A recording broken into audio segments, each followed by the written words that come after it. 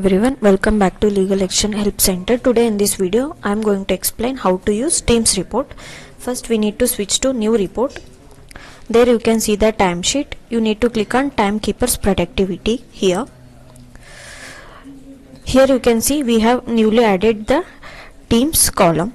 You need to click on this button and here you can see multiple filters. Here we have added Teams filter also. You can click here you can select litigation team and click on filter button. It will show the users belonging to the litigation team. Again you can click on corporate team. Again you can click on filter. It will show users belonging to the corporate team.